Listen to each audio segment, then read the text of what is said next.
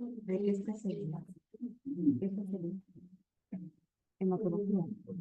a todos nuestros participantes, nuestros oyentes, como todos los lunes, en este programa pues, de educación continua a nuestros pacientes, familiares y público en general sobre temas oncológicos de interés. Yo soy el doctor Eduardo Cruz, en la coordinación de estas charlas. Los dejo con Milagros Tincahualpa, ella es paciente del Club de la Mama, del INEN, y nos está apoyando con la moderación de estas charlas tan importantes para todos nuestros pacientes. Adelante, Milagros. Buenos días, doctor Eduardo. El doctor Eduardo Cruz es médico del Departamento de Medicina Oncológica. Como todos los lunes, estamos aquí en estas charlas educativas, lunes a lunes, trayendo nuevos temas. Pues hoy día vamos a tener un tema muy importante, una charla muy importante, que es el arte del diagnóstico en oncología.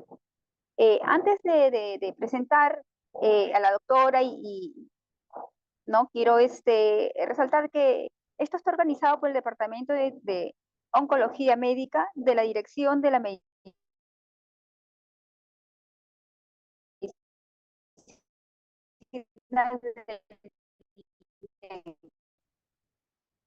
Ahora sí, también los pacientes, ¿no?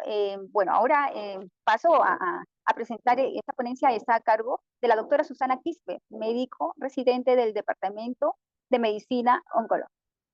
Adelante, doctora Susana, y bienvenida a estas charlas educativas.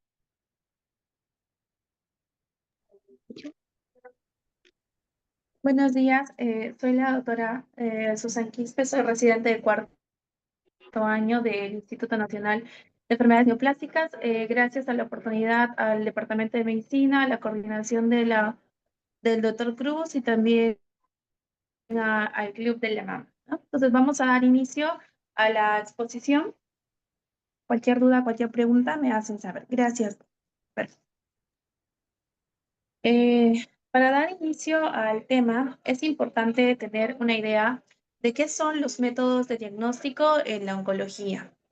Para esto, nosotros tenemos que entender que estos métodos que van a ser utilizados especialmente en nuestra especialidad nos sirven mucho para poder identificar y clasificar el tipo de tumor, permitiendo a los médicos que van a dar el tratamiento ver qué tipo, también nos permite ver en qué etapa se encuentra la enfermedad. Muchas de los pacientes vienen con esa duda, en qué etapa estoy, inicial, enfermedad avanzada, metastásica. Entonces, estos estudios que a continuación vamos a mencionar nos van a ayudar a poder ver esto, así de esta manera dar un tratamiento y también hacer un seguimiento adecuado a cada uno de los pacientes de acuerdo al diagnóstico que tengan. Bueno, antes de empezar es importante diferenciar en qué es detección y qué es diagnóstico. La palabra detección se realiza de forma periódica, es cuando la paciente o la persona no tiene síntomas. Por ejemplo, actualmente, ¿qué se realiza? La mamografía una vez al año en las pacientes mujeres mayores de 45 años, ¿no? Según las guías del MINSA. Pero las pruebas de diagnóstico ya son para pacientes que tienen síntomas. Por ejemplo, una tumoración en la mama, o hay un cambio de coloración en la mama, en el pezón, o hay secreción. Entonces, estos estudios ya no son solo para detectar, sino para diagnosticar oportunamente el tratamiento. Y aquí, por ejemplo, en esta tumoración podemos utilizar la ecografía, la mamografía o ambas, ¿no? Ahora, ¿cuál es la importancia de que estos se haga de manera oportuna? Es importante porque nos va a permitir diagnosticar en etapas iniciales. Hacer estos estudios permite iniciar tratamientos,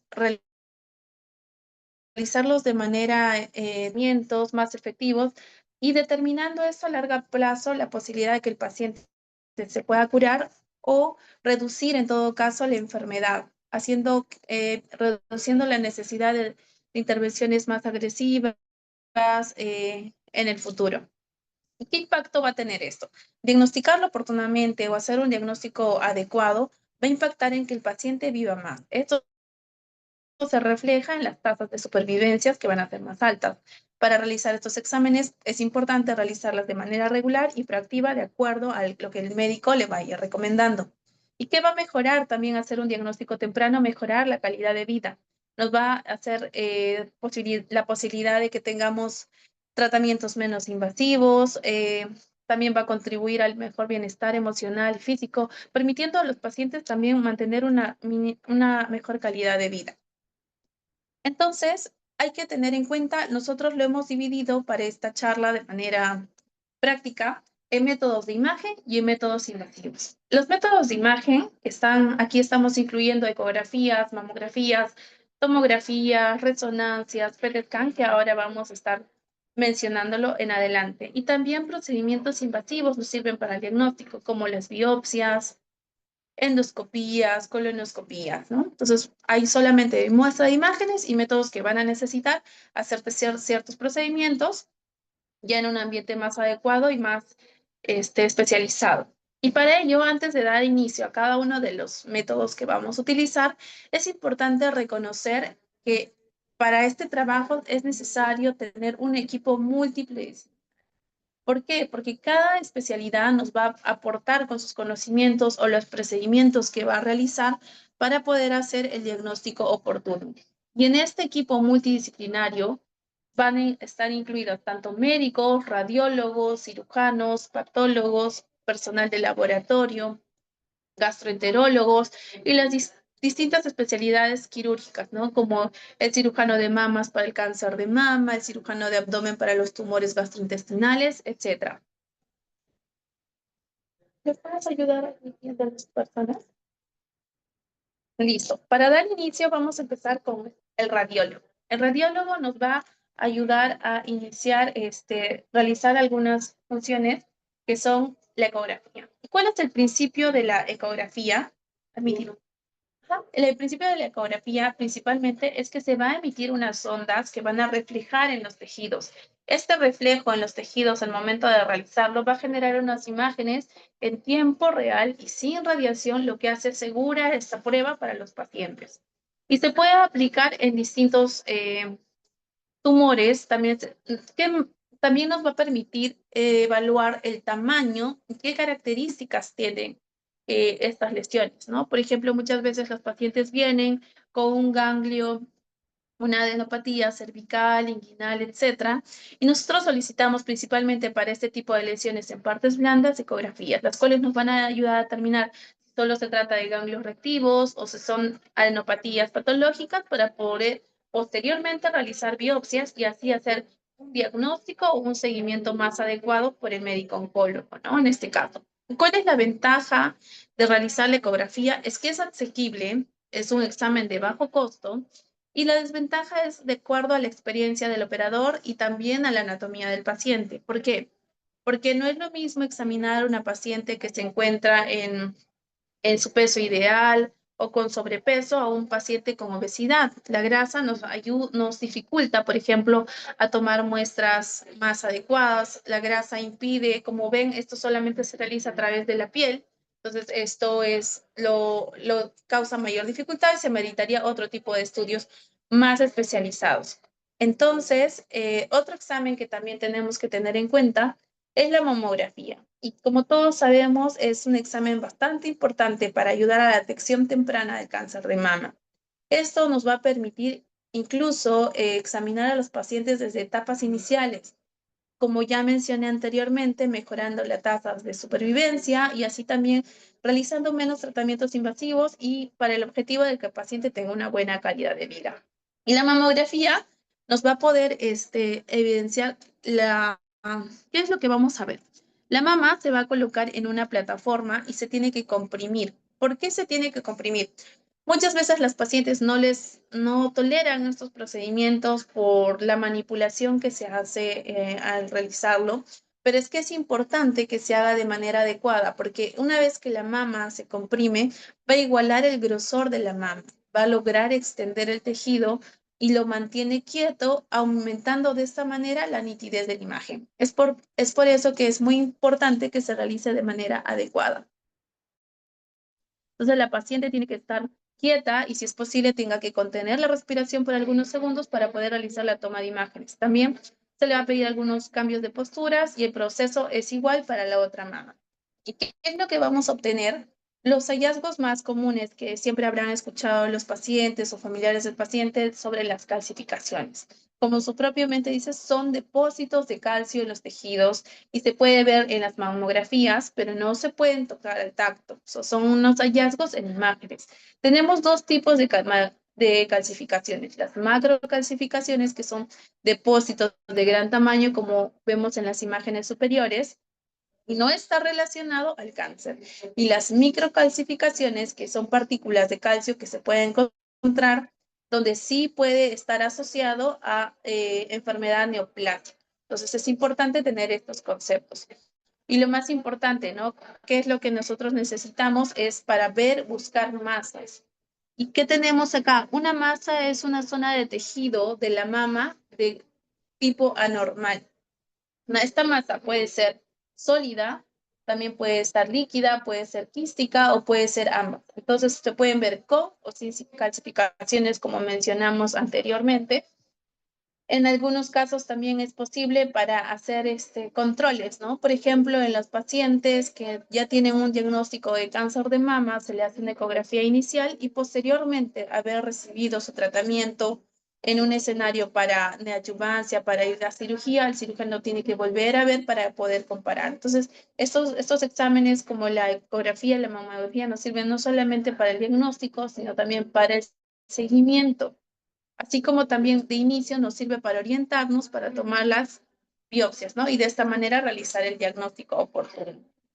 Entonces, es muy importante que sobre todo estos dos primeros estudios, que se debe de socializar este tema y ser más frecuente, o sea, acudir lo más pronto posible a un centro de salud, realizarse todo parte del autoexamen y sobre todo en los pacientes que tienen más de 40 años deben realizarse este examen clínico y acudir a un centro de salud a realizarse el examen. Y los pacientes que tienen más riesgo de cáncer de mama, desde los 35 años tienen que realizarse este tipo de estudios.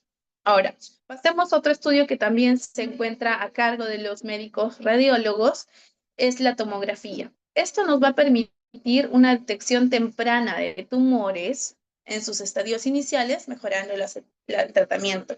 También nos permite ser de manera más precisa, porque es como una fotografía en Ultra HD que nos permite ver en qué órgano se encuentra, si está en el pulmón, si está en el hígado, si está en el cerebro principalmente, ¿no? Y también nos sirve que una vez que un paciente tenga seguimiento, si por ejemplo tiene una tomografía, un cáncer de pulmón, que tiene 5 lesiones en ambos campos pulmonares, nos sirve para, luego de darle tratamiento, hacerle un seguimiento, si estas lesiones están iguales, se han incrementado, se han reducido. Entonces tiene una importancia tanto para el diagnóstico como para el seguimiento y como también para el tratamiento. Por ejemplo, ¿y qué es lo que podemos observar? Los nódulos, así como en la mama había distintos tipos de masas que podríamos encontrar, lo mismo podemos encontrar en nódulos, por ejemplo, pulmonares. Aquí tenemos el nódulo sólido, parcialmente sólido, no sólido, ¿no? Y estas imágenes nos van a ayudar a determinar el tratamiento y hacer también el diagnóstico. Y otro examen que es mucho más minucioso es la resonancia. La resonancia se va a caracterizar porque no usa radiación a comparación de los otros estudios como la tomografía, lo que convierte esta opción como algo más segura para los pacientes. ¿Y esto para qué nos va a servir? ¿Por qué no le pedimos resonancia todos los pacientes? Porque tiene determinados beneficios, sobre todo a las imágenes de tejidos blandos, ¿no? En algunos casos, como la mama, en otros casos, como los sarcomas, otro tipo de diagnósticos, o los tumores de cabeza y cuello que nos permite también ser más minuciosos. Entonces, hay exámenes que benefician a algunos diagnósticos y otros a otros, ¿no? Esto nos va a permitir observar de manera más precisa los tumores y a las estructuras internas de manera adecuada. Este examen es bastante superior en cuanto a las características de los tumores. ¿Por qué? Porque nos permite ver detalles anatómicos que van a ser bastante cruciales, importantes para el tratamiento del paciente. Ahora pasemos con otro ámbito de otro protagonista en realizar el diagnóstico oportuno. Ahora tenemos a los médicos nucleares. los cuales nos apoyan en cuanto a gamografías óseas y su examen más específico, que es el PET scan. El PET scan combina dos tipos de imágenes. El PET, que muestra las actividades de la célula, y el scan o el CT muestra la estructura del cuerpo. O sea, a diferencia que la tomografía o la resonancia, el PET scan nos va a permitir ver la actividad del tumor. En una tomografía nosotros veíamos un nódulo. Ese nódulo no sabemos si tiene actividad o no tiene actividad. Sin embargo, este estudio sí nos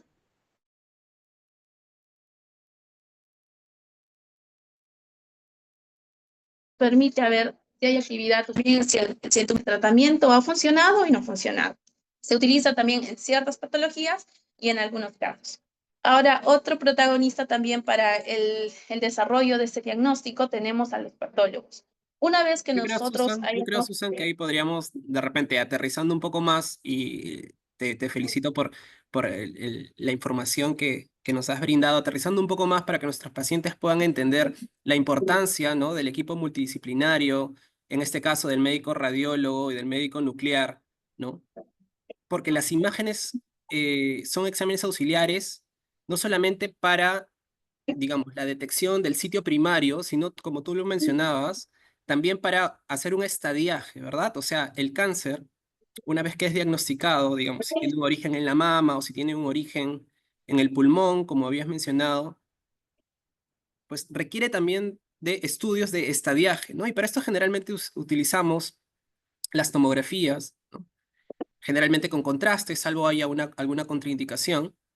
Y para ciertas estructuras, para ciertos órganos que tienen mejor resolución en la resonancia, ¿no? Por ejemplo, lo mencionaste claramente, ¿no? Algunos tumores de partes blandas tipo sarcomas o algunas lesiones hepáticas que no se visualizan bien en la tomografía, podemos utilizar la resonancia de hígado para tener una mejor definición de las lesiones, ¿no? Inclusive imágenes en el cerebro, ¿no? Resonancias con gadolinio, que es el contraste que se utiliza, pues nos permiten caracterizar mejor las lesiones. Entonces es importante resaltar eso para que nuestros pacientes sepan que no solamente nos sirven para hacer diagnóstico del tumor primario, sino también del estadiaje, porque es importante saber, y como lo mencionaste en los primeros minutos, ¿no? En qué estadio, ¿no?, se encuentra la enfermedad del paciente. Solamente quería dar ese comentario. Continuamos entonces con la importancia del médico patólogo en el diagnóstico del cáncer.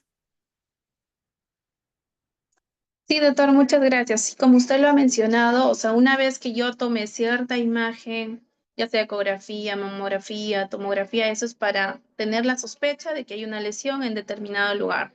Posterior a eso, también las imágenes nos van a ayudar a ver dónde tomar una biopsia, ¿no? Para tener el diagnóstico confirmatorio de la enfermedad de la cual estamos sospechando, ¿no? Si es de la mama, tomar una biopsia de la mama, nos orientó la ecografía.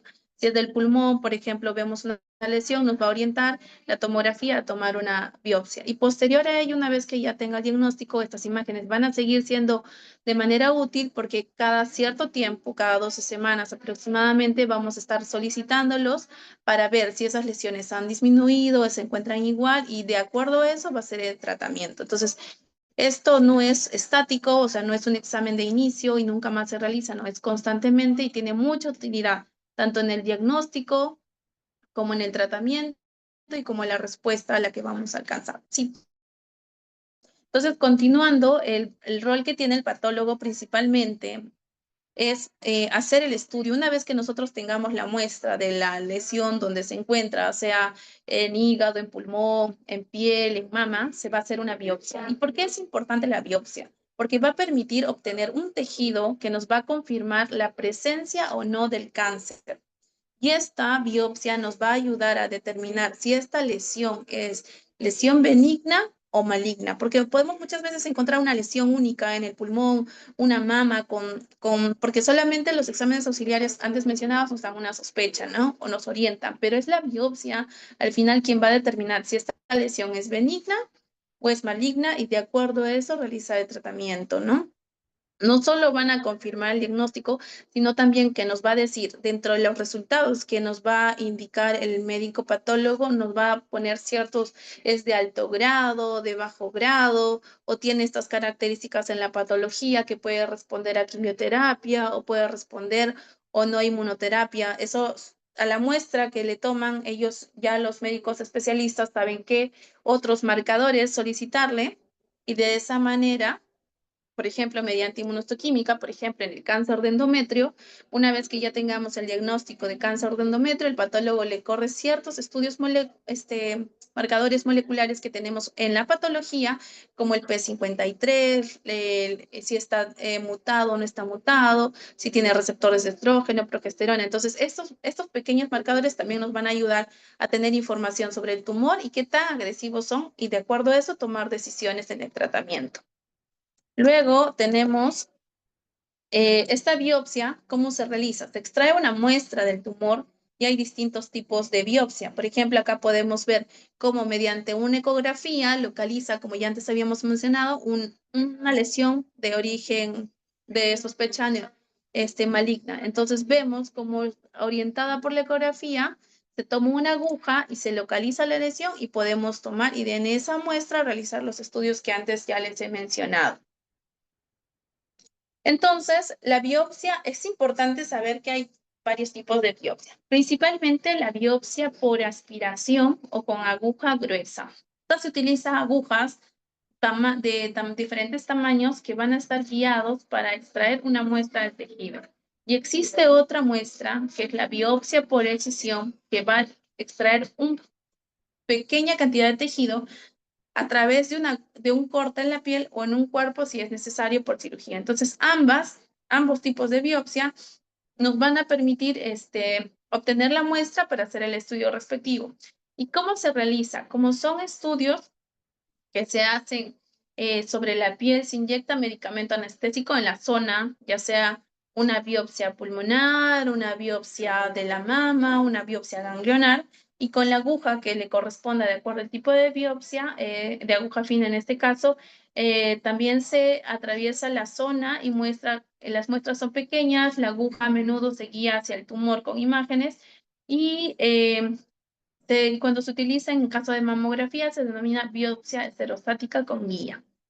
Listo, entonces estas biopsias son muy importantes, como ya le hemos mencionado, posteriormente serán evaluados por el médico patólogo. ¿Y qué estudios, como les había mencionado, se van a realizar? Es la inmunohistoquímica. Esto es una técnica, es el diagnóstico PABI. Es prácticamente como darle el nombre completo a la lesión que tenemos, ¿no? Los tumores tienen ciertos marcadores que lo vemos a través de inmunohistoquímica, que son proteínas específicas para cada tipo de tejido. Y esto es súper importante y crucial tanto para el diagnóstico y clasificarlo. Y permite de esta manera ver los subtipos, receptores hormonales y de este modo orientarlos. Por ejemplo, en el cáncer de mama, no es lo mismo hablar de un cáncer de mama luminal que un cáncer de mama HER2, que un cáncer de mama triple negativo. ¿Y quién nos da estos nombres? Son la inmunohistoquímica, porque cada uno tiene un tipo de tratamiento adecuado para mejorar la respuesta. Y esto también nos va a servir, como lo mencioné anteriormente, tanto para el pronóstico y como para el seguimiento de los pacientes.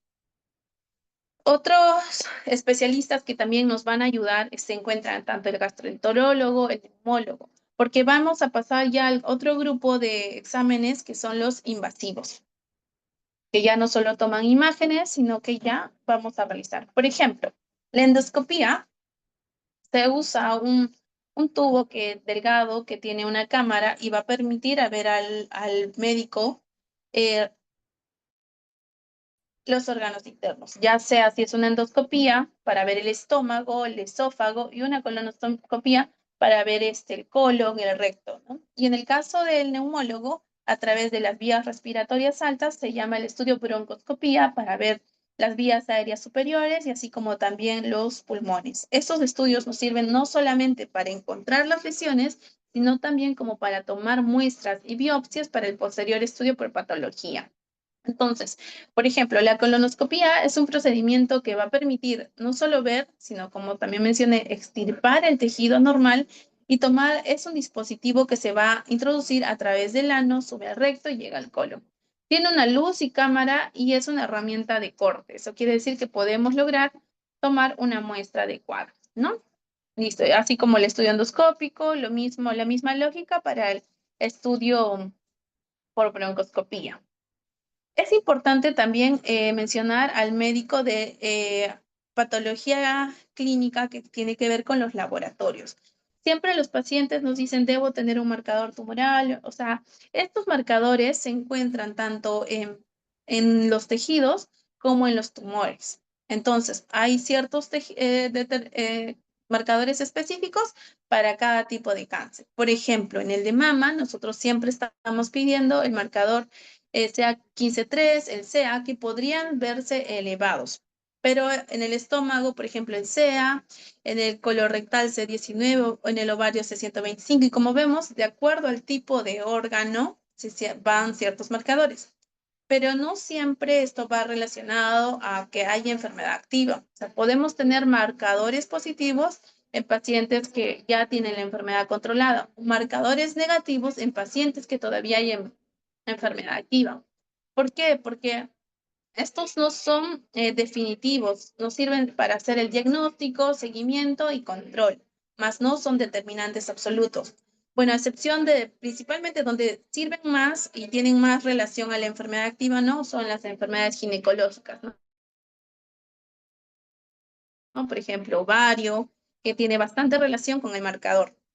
Listo. Entonces, también es importante incluir en este equipo multidisciplinario al genetista. ¿Por qué? Porque la ciencia va avanzando y los tratamientos se van siendo más específicos. Por ejemplo, nosotros muchas veces a las pacientes de cáncer de mama o cáncer gástrico o otro tipo de tumores que expresan ER2, nosotros les pedimos el FISH. Esto va a buscar cambios en los genes de las células cancerógenas. Estos van a ser como que se marcan como tintes fluorescentes y se observa bajo un microscopio y de esta manera vamos a poder determinar más definitivamente si tenemos cierta expresión o no de este tipo de factores, por ejemplo, el ER2 que buscamos en cáncer de mama, por ejemplo. También ya actualmente se está dando lo que está en boom, los estudios genómicos, que más adelante voy a mencionar uno por uno. Estos nos van a permitir tratamientos dirigidos para el tipo de cáncer. También sirve para hacer estudios clínicos y tener tratamientos ya más individualizados. Por ejemplo, en el cáncer de colon, en quienes están a hacer pruebas, se recomienda entre los 45 a 75 años hacerse, por ejemplo, pruebas de detección. Entre los 76 y 85 años ya es algo más personal y a partir de los 86 años no es necesario. ¿Por qué es importante estas clasificaciones? Esta clasificación es importante porque ciertos tumores también se dan en ciertas edades. El cáncer de colon se da, por ejemplo, en 45 o 75 años. ¿Por qué la mamografía y ecografía se da en ciertas edades? Porque hay más riesgo de tal a tal edad. Entonces, o el Papa Nicolau, ¿por qué lo realizamos en pacientes más jóvenes? Porque se ve que hay pacientes de esa edad que están con una prevalencia mayor en nuestro país, ¿no? Entonces, esto es importante. Por ejemplo, ahora haciendo más hincapié en los exámenes genéticos, que son lo que ahora estamos realizando. Este tipo, sobre todo el cáncer de mama, casi todos los cánceres de mama son tipo carcinomas, pero hay distintos tipos. Y tenemos que buscar una causa hereditaria y aproximadamente 1 de cada 10 cánceres de la mama. Entonces, o sea, 1 de cada 10 tiene esta causa hereditaria. ¿Qué genes buscamos en estos pacientes? Principalmente los que más conocemos es el BRCA1, el BRCA2, el PAV2, el TP53. Si cumplen estos criterios que se recomienda para poder realizarse, ¿no? Sobre todo en pacientes que tienen alto riesgo de cáncer de mama. Ay, no salieron las imágenes. En el cáncer de ovario también tenemos algunos estudios genéticos que se puede hacer como mutaciones de BRCA1, BRCA2, PALB2 o el síndrome del Lynch, ¿no? Entonces, aquí también tenemos que hacer hincapié en este tipo de perfil genético. Y en el cáncer de próstata también tenemos el ATM, BRCA1, BRCA2, que son ya estudios mucho más específicos que el médico que es atendido, que atiende un paciente, ya sea de manera preventiva o como paciente, va solicitando de acuerdo a la patología y los riesgos que tiene, ¿no? Por ejemplo, acá tenemos qué criterios para realizar análisis en cáncer de próstata. Por ejemplo, se recomienda realizar análisis genéticos a las personas de ascendencia judía, características del cáncer. Se recomienda a las personas con las siguientes que tengan cáncer de próstata metastásico, que se haya tenido ya teniendo el diagnóstico, o los que tienen antecedentes familiares, ¿no? Sobre todo en cáncer de mama, diagnosticado en menores de 50 años, de mama masculino, ovario, páncreas o próstata de alto riesgo, muy alto riesgo. Otro examen muy importante que no debemos de mencionar es el estudio de PSA, sobre todo en próstata, ¿no? Esta es una proteína que se produce en la próstata y su función es ayudar a transportar los espermatozoides. Entonces, si hay algún problema como en la próstata, como el cáncer de próstata, o se podría producir en mayor cantidad. Esto, si bien la mayoría se encuentra en el semen, también llega al torrente sanguíneo. Un nivel inusual de PSA en la sangre podría darnos un indicio de cáncer de próstata. Sin embargo, hay otros factores que, como por ejemplo la hipertrofia de próstata, o sea que la próstata está más grande, o hay una infección de vías urinarias, también podría causar un aumento o los niveles de PSA. Por eso, los estudios auxiliares, como su nombre mismo dice, son auxiliares. Una sola prueba no determina el diagnóstico y merece ser, amerita que el médico especialista lo evalúe, ¿no? Para determinar si esto va para... Y como lo mencioné anteriormente, los marcadores tumorales no son definitivos, ¿no? En alguna de las patologías.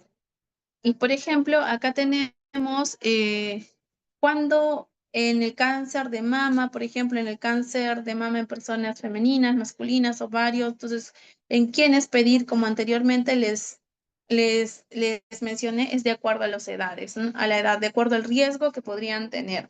En el cáncer de mama, por ejemplo, a los 18, si los familiares, es el autoexamen. A los 25, hacerse un chequeo. A partir de los 25 a 29, el examen ideal, por ejemplo, es una resonancia. Entonces, como ven, son varios ítems y de acuerdo a la edad. Entonces, es importante, si yo tengo factores de riesgo o veo una lesión inicial, acudir de manera oportuna, porque no es lo mismo para todos. De un tumor en la mama no es lo mismo a los 18, 25, 30 o a los 75. Lo mismo, una lesión en la piel no es lo mismo en un paciente de cierta edad, ¿no? Porque con la edad también aparecen nuevas lesiones, nevus que no son patológicos. Entonces, es muy importante acudir de manera oportuna al inicio de todo, la aparición de algún síntoma o alguna lesión. Entonces, todo estas, lo mencionaba anteriormente, nosotros lo hemos sacado de la NCCN. Y esto sería muy importante tanto como pacientes o familiares interesados poder entrar. Esto se encuentra online y hay una sección de las guías de la NCCN que nosotros utilizamos especial para pacientes, las cuales ustedes pueden tener acceso. Está incluso en varios idiomas, español, inglés, etcétera, y toda la información que van a encontrar ahí se encuentra actualizada sobre el cáncer de mama, ovario, próstata, etcétera. Y también algunas recomendaciones, así como también les permite participar en el tratamiento. Hay formas de contacto que le podrían ayudar a acercarse y a mejorar la información que tienen. Entonces, en conclusión, el poder nos da conocimiento, el conocimiento nos da poder. Entonces, hemos resumido en líneas generales y de manera breve algunos métodos diagnósticos, pero es importante siempre acudir con su médico y absolver cada duda. No hay una receta única para todos, ni un examen único para todos. Esto es de manera única, individualizada. Cada paciente es completamente diferente, incluso teniendo el mismo diagnóstico. Entonces, lo más importante es el diagnóstico temprano, ya que nos permite mejorar la calidad de vida, a mejorar la supervivencia. Y el plan es personalizado, no, como les mencioné, no es lo mismo para todos y siempre está el apoyo disponible, ¿no? Mediante estas campañas de información y algunos grupos que se encuentran en el hospital. Y eso sería todo, doctor. Muy bien, Susan. Te felicito por la presentación. Hay algunos temas que sí me gustaría aterrizar un poco. Hemos hablado, y quizás hacer un breve resumen para que nuestros pacientes y familiares pues, tengan la comprensión de lo que se ha tratado de plantear en esta charla, ¿no? El arte del diagnóstico oncológico. Y me parece bastante acertado con lo que iniciaste, ¿no? El equipo multidisciplinario y cómo has abordado la importancia del rol de cada especialista, ¿no? Por si bien es cierto, el oncólogo clínico, el médico oncólogo es el que de alguna manera lidera el grupo, pues sin estos especialistas, este equipo multidisciplinario, pues esto se dificulta bastante, ¿no? Habíamos hablado de la patología y cómo el médico patólogo es el que termina de, y tú bien lo dijiste, ¿no? De dar el apellido, el nombre y el apellido del tumor que nosotros hemos sospechado con la imagen, ¿no? Y para esto utiliza la inmunistoquímica, que a pesar de ser una metodología no tan reciente, pues nos permite hacer un tratamiento específico, ¿no? Y pusiste el ejemplo del cáncer de mama, que me parece el ejemplo quizás más práctico. ¿Por qué? Porque cuando hablamos de cáncer de mama no estamos hablando de una sola entidad, sino hablamos de varios subtipos, ¿no? Y esto puede ser orientado desde la inmunistoquímica, ¿no? Los que expresan receptores de hormonas y tienen un tratamiento, los que expresan otros receptores como el ER2, que bien lo mencionaste, o los que no expresan ningún tipo de receptores y que, digamos, sabemos que el pronóstico va a ser distinto, el abordaje va a ser distinto, y todo esto a través de la inmunistoquímica. Luego hablaste un poco del genetista, ¿no? Que en estas épocas, si bien lo dijiste, la tecnología en función a los avances médicos, pues nos permiten hacer un diagnóstico ya desde el punto de vista molecular, ¿no? Desde el punto de vista más personalizado. Y es ahí donde vamos a tener que recurrir al genetista para poder tener también una opinión, ¿no? Tenemos en la institución el método de Fish, que lo ven los médicos genetistas aquí, y lo que buscamos en el Fish es genes, ¿no? Un tipo de genes que se amplifican y los podemos ver por digamos, métodos especiales y ver si realmente algunos tumores expresan estos receptores amplificados, ¿no? A través de los genes. Obviamente también hay, y bastante importante lo que mencionaste, indicaciones específicas para solicitar perfiles moleculares, ¿no? Perfiles genéticos en algunos pacientes, de acuerdo a la historia familiar, la historia personal, y es importante la consejería genética, ¿no? Tanto pre-test como después del test, ¿no? Porque una vez hecho el test, pues hay que tener alguna consejería, ya sea al mismo paciente o a los familiares, ¿no? Me parece que hay algunas preguntas, Milagros. Sí, doctor, acá tengo una pregunta. Dice, ¿cuáles son las mejores pruebas para saber si uno sigue en remisión en un cáncer de mama hormonal? ¿Cuáles son las recomendadas? Es una paciente de 42 años, doctor. No sé si la doctora Susan quiere responder esa pregunta. A ver, dice, ¿cuáles son las mejores pruebas para saber si una paciente sigue con remisión del cáncer? Bueno, sí, como lo hemos mencionado, los exámenes, una vez que el paciente ya haya terminado el tratamiento, esté en controles, los exámenes que nosotros recomendamos es una vez al año realizar una ecografía, una mamografía, ¿no?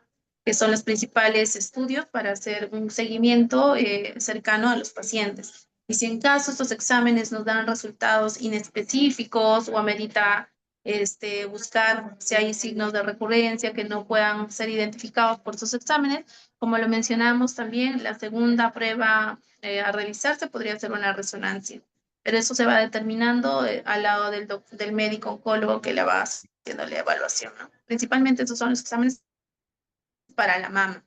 Y yo estaría de acuerdo, ¿no? Si tenemos una paciente, digamos, que ha recibido.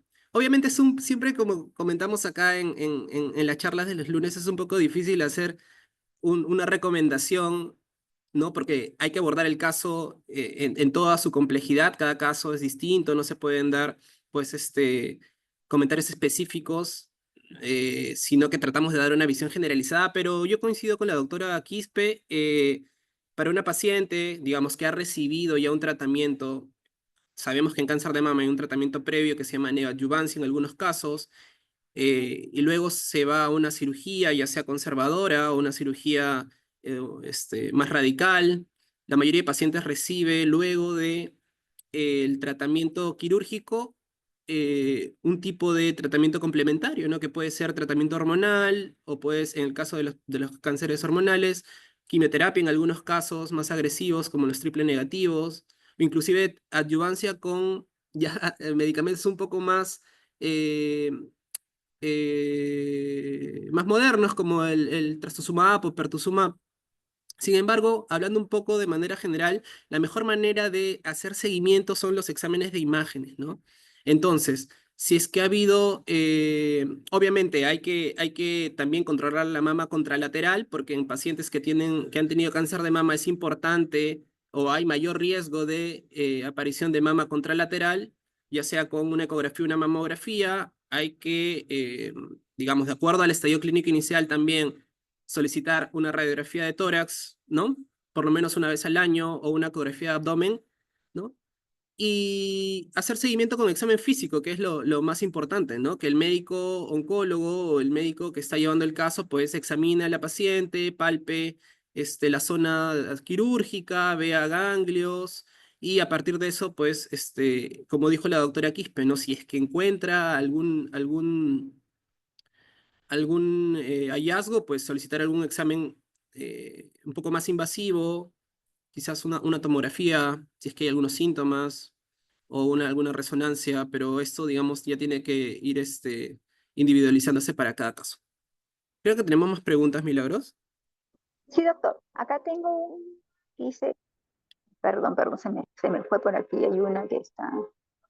Ya. ¿Cuáles son dice, cuáles son los cánceres que mejor pronóstico tiene a grosso modo y cuáles serían la de peor pronóstico en nuestro medio peruano? Sé que depende del estadio y como comorbilidades del paciente, pero la estadística en general, disculpe que tengo una bulla acá que no me escucho bien. No sé si vuelvo a repetir, doctor, ¿ya? Yo creo que acá tengo una pregunta que es la que sigue, que dice, ¿cuánto Sí, tiempo debería de repetir el PSA en un paciente de eso. 60 años con un PSA en 2.6? No sé si Susan quiere responder esa pregunta. Bueno, es un paciente de 60 años y en el control del PSA ha tenido 2.6. Bueno, habría que ampliar un poco la anamnesis y la entrevista al paciente, ¿no? Y de repente algunos otros hallazgos. Recordemos que es importante en varones y sobre todo ese grupo etario la realización del PSA, pero esto va de la mano con la evaluación física. Entonces, obviamente, es importante la realización del tacto rectal.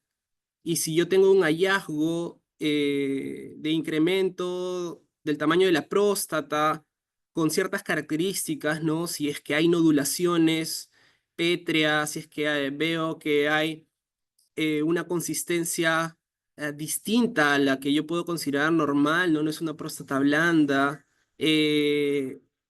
habría que pedir algún otro examen, ¿no? Pero si es que no encuentro nada sospechoso en el tacto rectal, pues habría que repetir ese PSA quizás en 6 meses, 12 meses y ver si es que eso está en incremento, ¿no? Y sobre todo es importante en el PSA la velocidad de incremento del PSA, ¿no? Y si no tengo ningún hallazgo en el tacto rectal sospechoso, pues pasar a un screening normal, ¿no? Y esto es algo que mencionó la doctora Quispe también y que a mí me parece que hay que resaltar.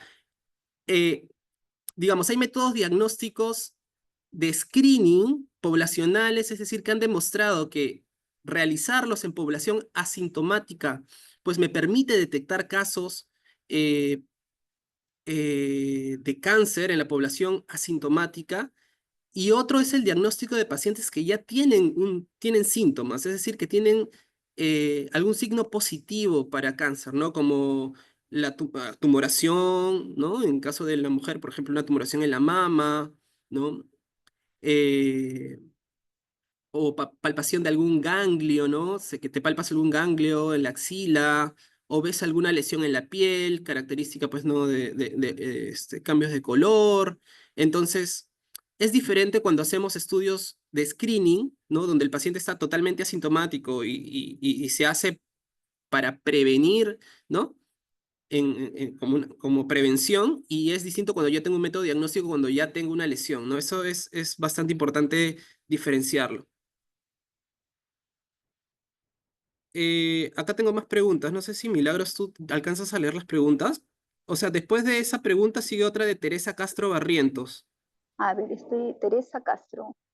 Teresa Castro, ¿cuáles son los síntomas de alerta que se presentan para realizarse la coloscopía aparte de la edad como prevención? Ah, ya.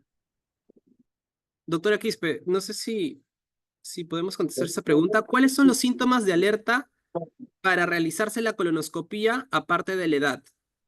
Yo creo que Claro. sí. Ajá, uno es la edad, otro es los factores de riesgo, como por ejemplo antecedentes familiares, hay que tenerlo en cuenta, y algunos síntomas que se pueden dar, ¿no?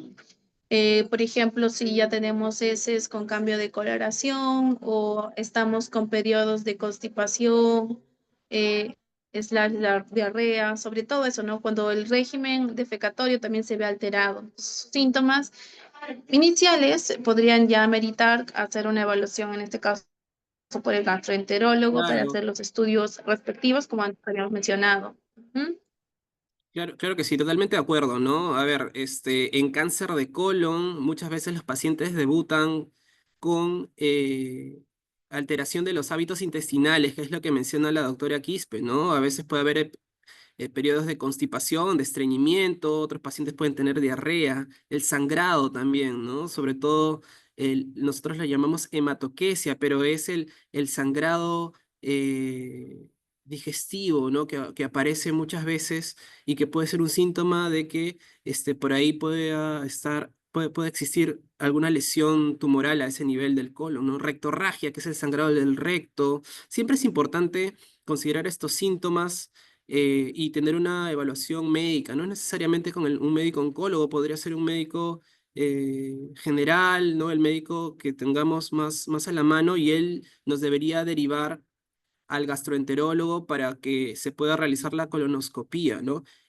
Nuevamente, es diferente una colonoscopía que puede iniciarse a los 45 años o a los 50 años en el caso de la colonoscopía con método de screening, ¿no? Es decir, en pacientes que no tienen síntomas, y otro es la colonoscopía o la endoscopía, si hablamos de la parte superior del sistema digestivo, cuando ya hay síntomas, ¿no?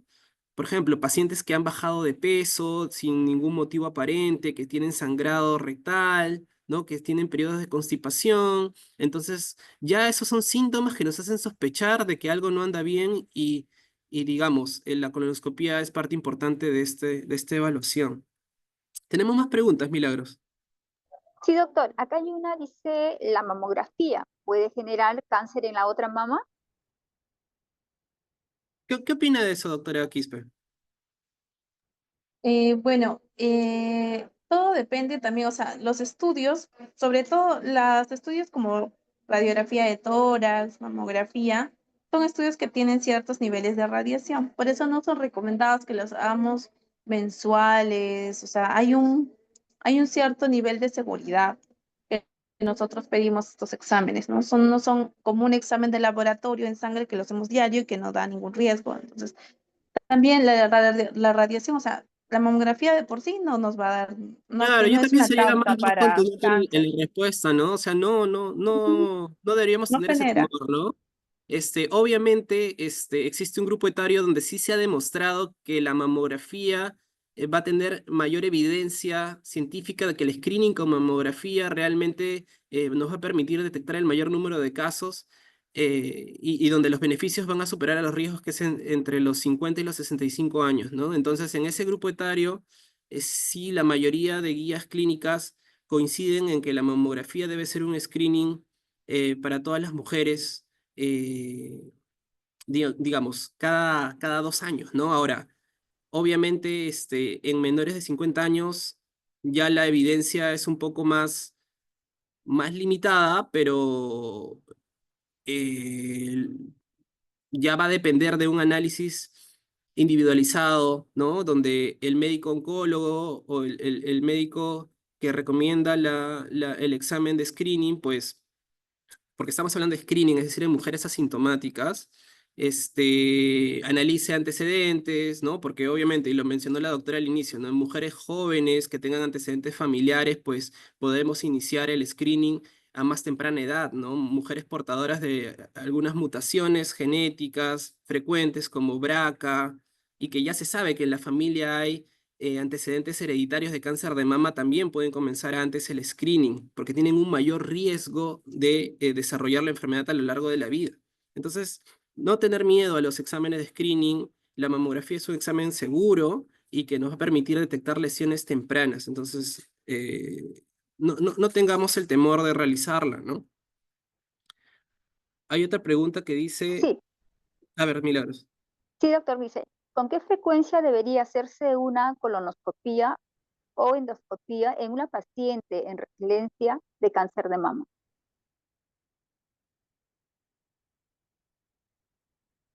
¿Y con qué frecuencia debería hacerse una colonoscopia y o endoscopia en una paciente en resiliencia? Me imagino que ha querido decir en... Yo creo que dice cáncer, no sea, dice no, mama. no, sí, sí, pero a ver, no va a cambiar mucho el screening en una mujer que ha tenido cáncer de mama, pues el screening con la colonoscopía no va a variar, ¿no? Debería ser igual que el screening en la población, salvo que haya asociado algún síndrome hereditario, o sea, algún cáncer asociado a otras variantes genéticas que podrían aumentar el riesgo de cáncer de colon. Sin embargo, yo creo que el screening debería ser el mismo, ¿no? A partir de los 50 años, una colonoscopía en caso de estar asintomática y si todo negativo, podríamos repetir a los 5 años, ¿no? Ahora, obviamente, si es que hay algún hallazgo, ya eso se tiene que valorar, ¿no? Y ver si es que hay algún diagnóstico positivo, pero si no, es un screening poblacional normal. Doctor, acá hay una pregunta, es un poquito larga, pero la voy a leer porque... Buenos días, ¿cómo podría saber si aún queda el posible cáncer en mi cuerpo? ¿O qué tal eficaz son las biopsias o ecografías? Pero, tengo un familiar de 48 años en la cual le habían detectado cáncer de cuello uterino. Le dijeron que se realicen muchos chequeos e incluso una biopsia, pero no es seguro el diagnóstico. Aparentemente ella no tiene síntomas, pero sí dolores frecuentes en las piernas. Justamente nos alarma este tema porque 3 familiares fallecieron por el cáncer. A ver, entiendo un poco que la paciente en mención o el familiar de la paciente en mención le habían hecho un diagnóstico de cáncer de cuello uterino, pero no están seguros del diagnóstico. Eh, bueno, el cáncer de cuello uterino se diagnostica mediante una biopsia, como lo mencionó la doctora Quispe, lo hace el ginecólogo, ¿no? Mediante visión directa del cérvix, del cuello uterino. Y hay que tomar muestras si es que hubiera alguna lesión importante. Entonces, eso se lleva posteriormente a estudio microscópico y el patólogo tendría que dar un diagnóstico, ¿no? Entonces, si no hay un diagnóstico concluyente, pues lo que se sugeriría es realizar nuevamente el estudio de biopsia. Pero de todas maneras, o sea, invito al familiar que pueda traer al paciente a- al hospital Neoplásicas y sacar alguna cita con el ginecólogo para que evalúen el caso, digamos, de manera global y ver por qué aún no se ha llegado al diagnóstico. Muy bien, muy bien. Yo quiero agradecer nuevamente a todos ustedes por la participación que todos los lunes estamos teniendo. De verdad que un poco se nos va de las manos ya. Veo bastantes preguntas que han quedado en el tintero. Esperamos, a ver, poder dedicarle un poco más de tiempo, quizás en la siguiente charla responderme las preguntas y hacer un poco más breve la charla.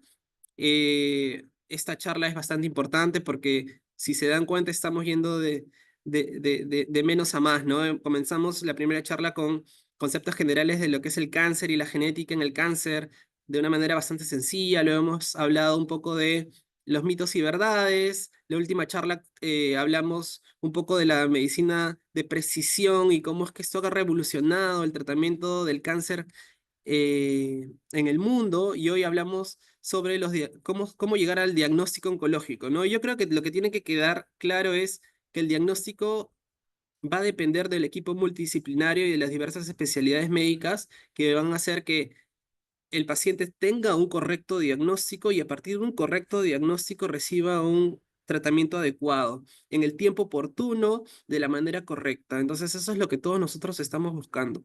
Muy bien. Agradecer a la doctora Susan Quispe por el tiempo y la dedicación, por haber aceptado realizar esta charla.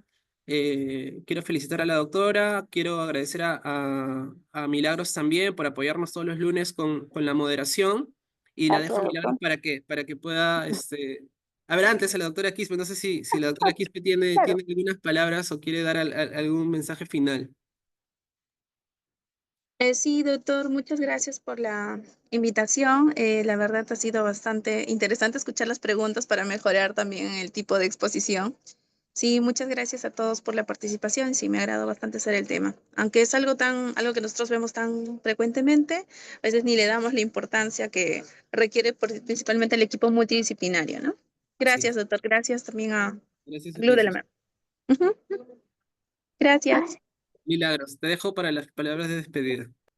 Gracias, doctor Eduardo. Como cada lunes tenemos buenos temas muy importantes y muy educativos para cada paciente, como vuelvo a repetir, pacientes, familiares, cuidadores, público en general. Agradecer a la doctora Tatiana Vidaurre Rojas, de la unidad del Departamento de Medicina y también fundadora del Club de la Mama, ¿no? El Club de la Mama nos da la oportunidad de también participar en estas charlas educativas, ¿no? Como paciente. Bueno, también esperarlos, ¿no? El próximo lunes, que ya vienen unos temas muy importantes, ¿no, doctor? Sí, sí, como todos los lunes, hacer nuevamente la invitación a todos los pacientes, los familiares de pacientes y el público en general, que todos los lunes a las 11 de la mañana vamos a tratar de traerles temas novedosos y temas pues, de interés y un poco aterrizando. Yo sé que para muchos de nosotros es difícil, la complejidad de los temas oncológicos, pues eh, dar una charla quizás menos técnica, pero es lo que estamos tratando de hacer y que al final todo esto llegue hacia todos ustedes y que esto sea en pro del conocimiento, ¿no? Y lo que dijo la doctora Quispe, ¿no? El conocimiento es importante porque nos permite Mm, tomar decisiones. Entonces, las decisiones siempre tienen que ser con la mayor precisas. información que podamos tener, ¿no? Listo, agradecerles nuevamente. Gracias también a Judith del equipo de Telesalud, ¿no? A la Claro. licenciada Nina Espinal, que siempre están dando el soporte. Nos vemos, cuídense.